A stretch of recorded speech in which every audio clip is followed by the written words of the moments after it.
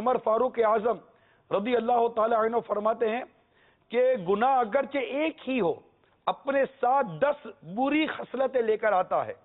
Number 1، جب بندہ گناہ کرتا ہے تو اللہ تعالیٰ کو غضب دلاتا ہے، حالانکہ وہ رب تعالیٰ اس بندے پر غضب فرمانے کی قدرت رکھتا ہے۔ نمبر 2، وہ یعنی گناہ کرنے والا ابلیس لعین کو خوش کرتا ہے۔ نمبر 3، جنت سے دور ہو جاتا ہے۔ نمبر 4، جہنم کے قریب ہو جاتا ہے۔ نمبر 5، وہ اپنی سب سے پیاری چیز یعنی اپنی جان کو تکلیف دیتا ہے۔ نمبر 6، وہ اپنے باطن کو ناپاک کر بیٹھتا ہے حالانکہ وہ پاک ہوتا ہے۔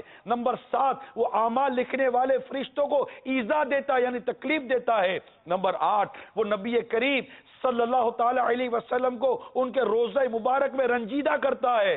نمبر 9، زمین و آسمان و تمام مخلوق کو اپنی نافرمانی پر گواہ بنا لیتا ہے۔ نمبر 10، وہ تمام انسانوں سے خیانت اور رب العالمین عز و جل کی نافرمانی کرتا ہے۔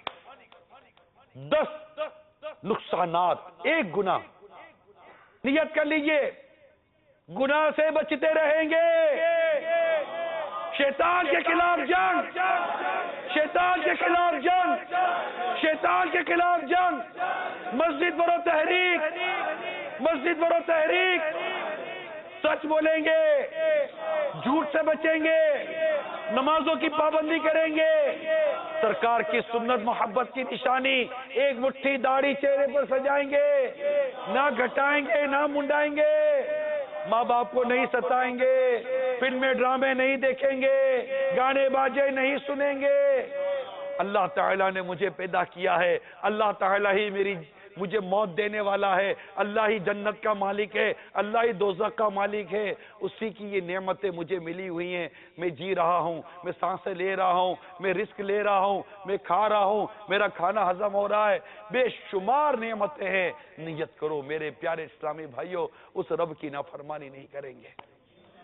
سوچو یار، سوچو جب ہم اپنے رب کی نافرمانی کر رہے ہوتے ہیں، ہمارا رب تو ہمیں دیکھ رہا ہے۔ کیا یہ بھی حیا چلی گئی ہماری، یہ بھی شرم چلی گئی؟ اور گناہ اگر بتقاضا بشریت ہو بھی گیا، ارے یہ کیسی بے شرمی ہے، یہ کیسی بے شرمی ہے، یہ کیسی بے حیائی ہے کہ گناہ ہو بھی گیا تو تم توبہ کر کے اپنے رب کو راضی بھی نہیں کرتے ہو۔ مولا معاف کر دے، غلطی ہو گئی، مولا معاف کر دے، بھول ہو گئی، معاف کر دے۔